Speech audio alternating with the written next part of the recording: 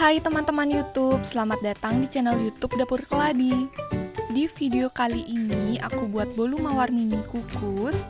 Bolu mawarnya aku buat yang rasa taro. Warna ungu tarunya cantik banget. Bolunya ini juga super empuk.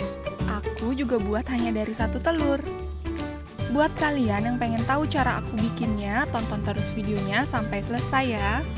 Sebelum itu, subscribe dulu channel Dapur Keladi supaya aku semakin semangat bikin videonya. Terima kasih.